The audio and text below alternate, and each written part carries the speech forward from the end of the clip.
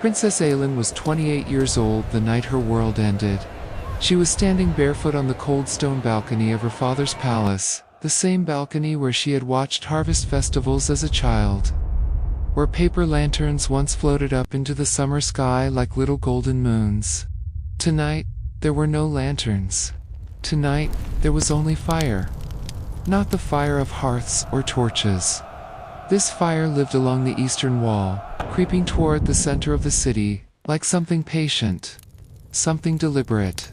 And beneath the sound of it came a low, grinding rumble, like the earth itself was shifting. She pulled her robe tighter, and did not move. She could hear her father's voice, low, urgent.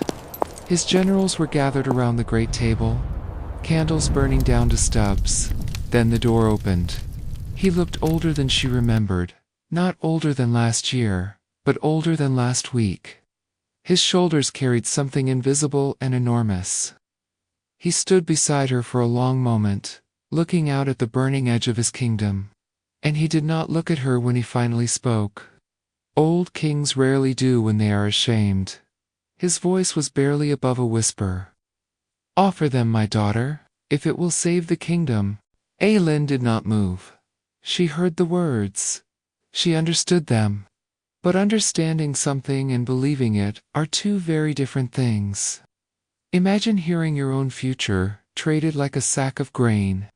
Imagine realizing, in a single sentence, that the life you thought was yours has already been given away.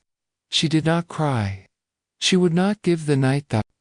Outside the city walls, in the dark beyond the fire, the riders from the east were waiting, silent, still, watching. The men called them demons on horseback, a storm made of iron and dust. Her father believed a daughter could buy peace. He was wrong, because the Mongols did not come to bargain. They came to conquer. To understand what Aylin lost that night, you need to understand what she had. She had grown up inside beauty. Painted ceilings, deep blue and gold, stretched above every corridor of the palace.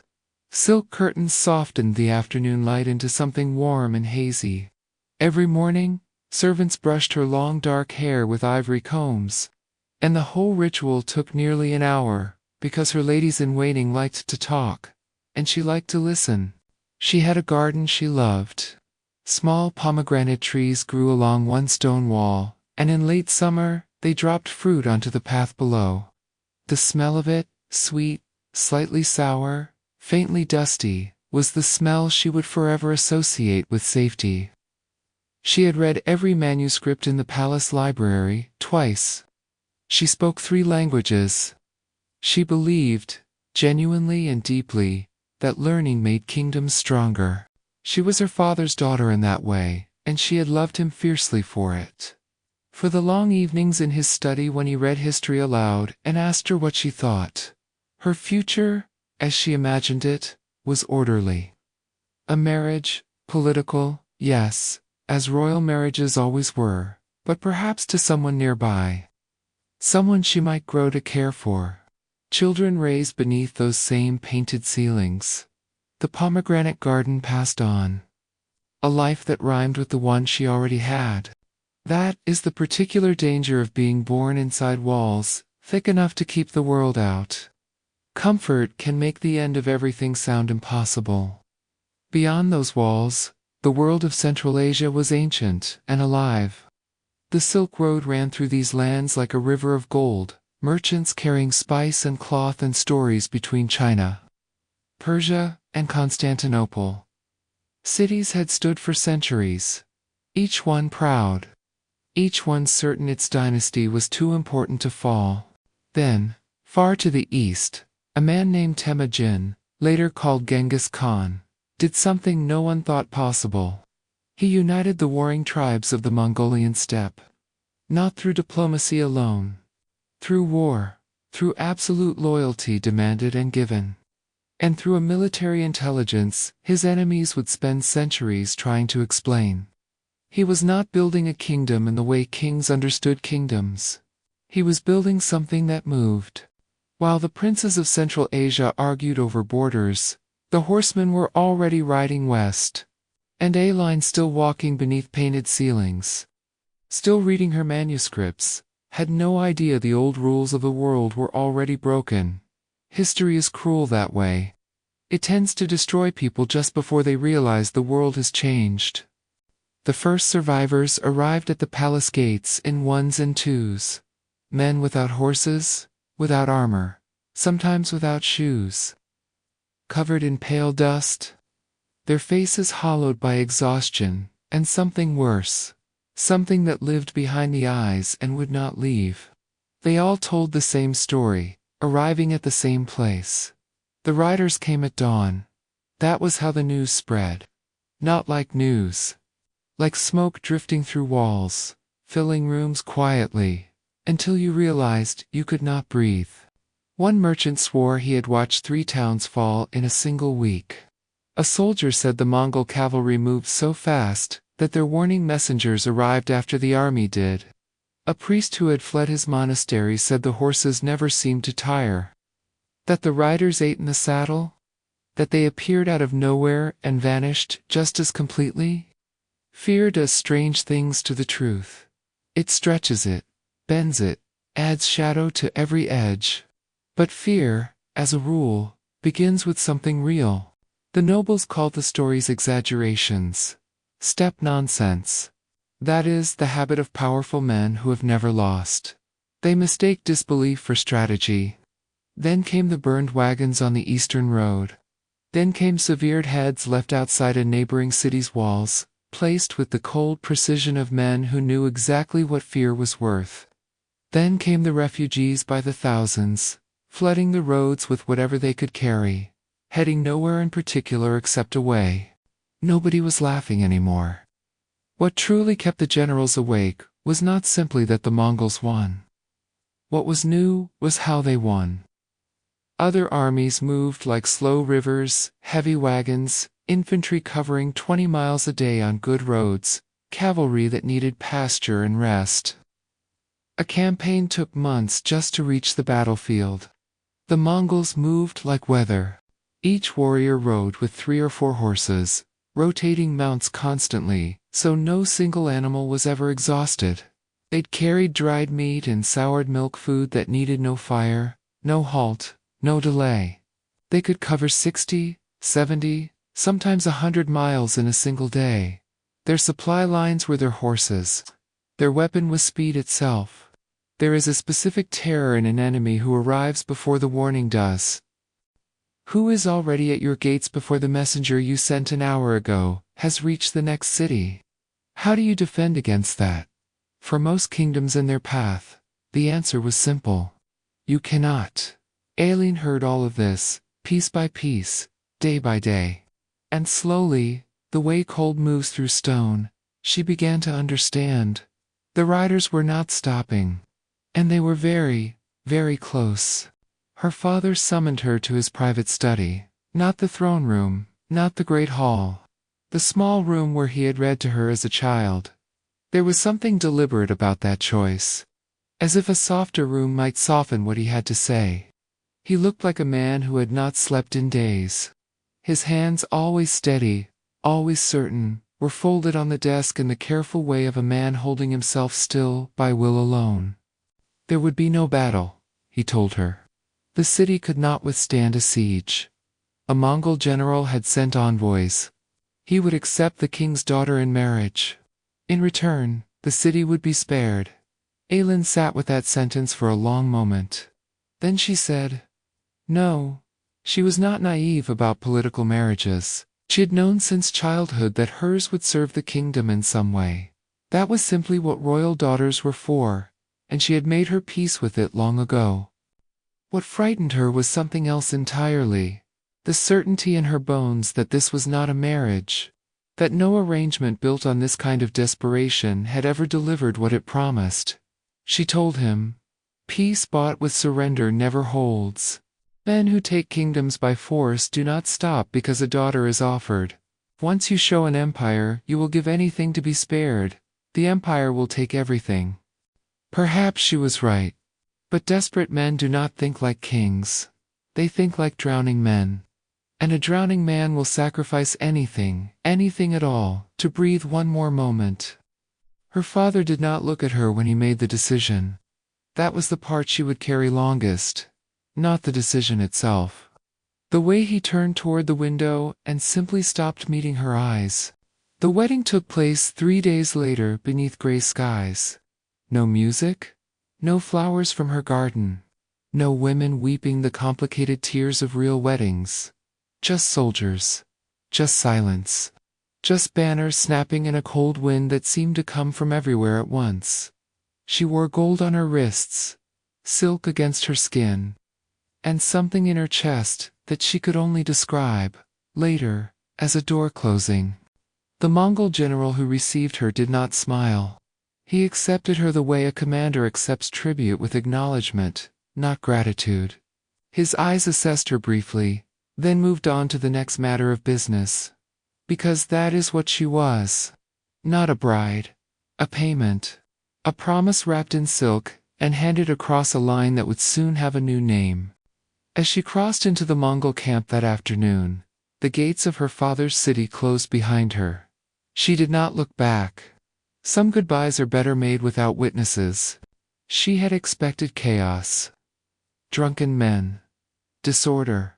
The ugliness of men who have won and see no reason to pretend otherwise. Instead, she found order.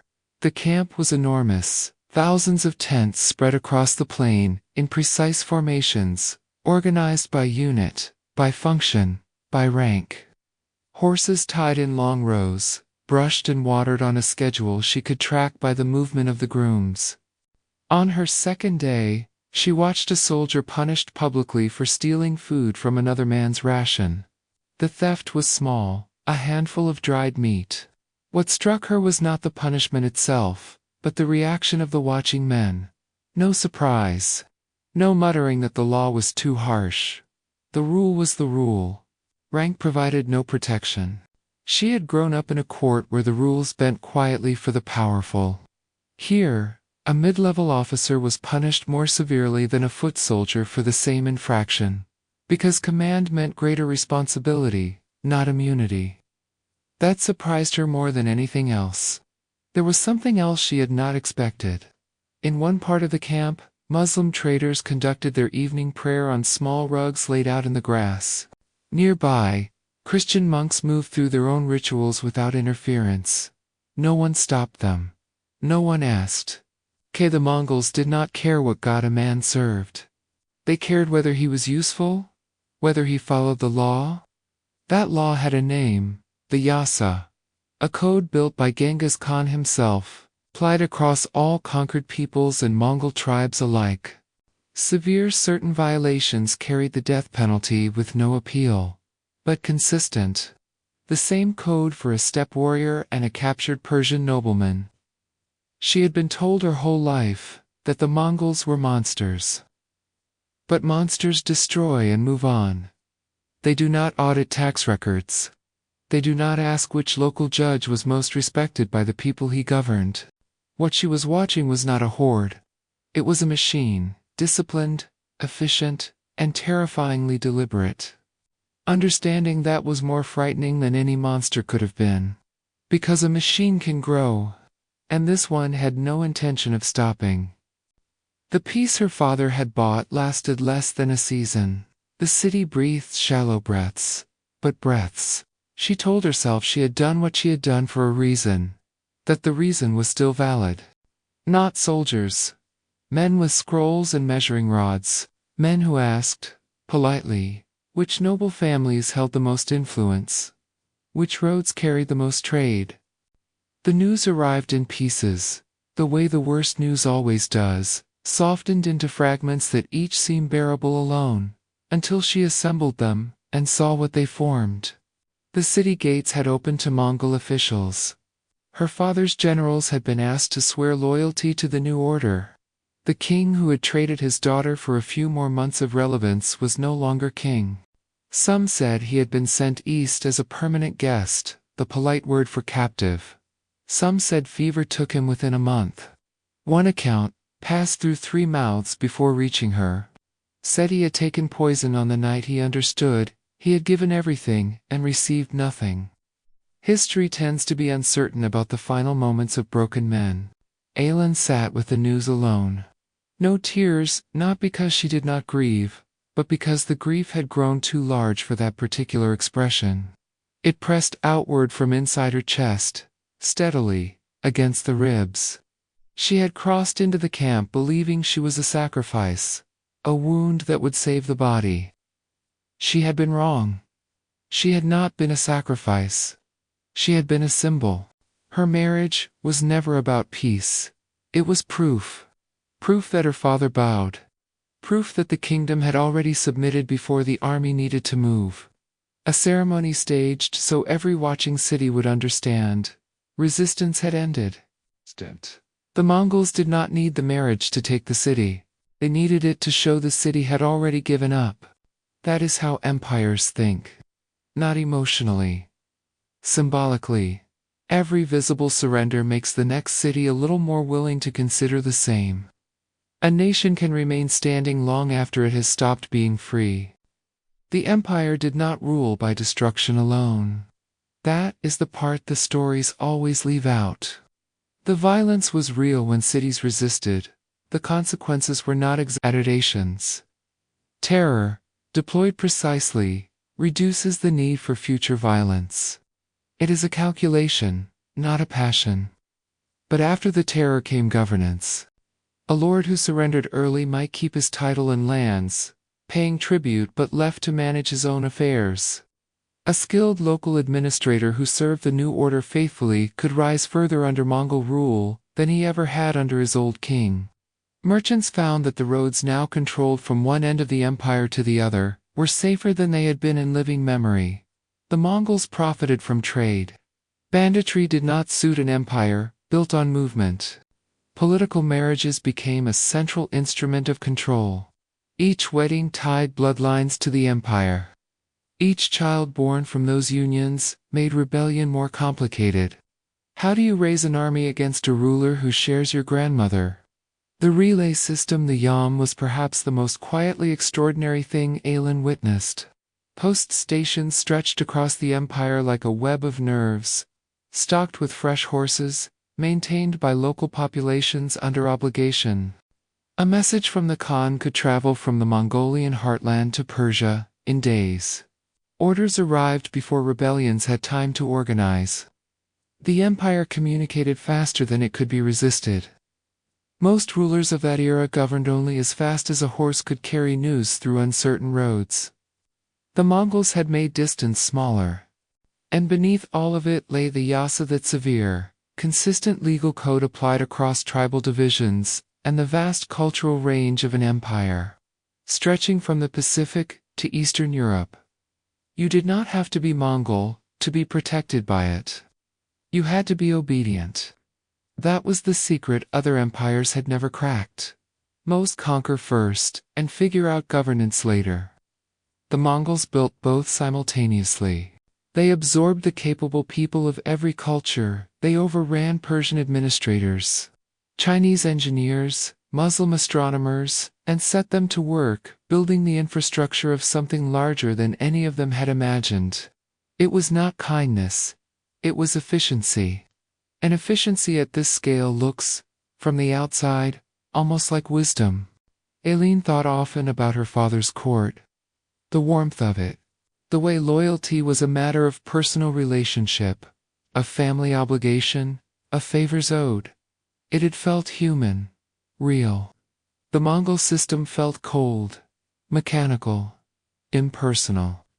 And yet the cold machine outlasted the warm court by decades. There is an uncomfortable truth buried in that, for anyone willing to sit with it.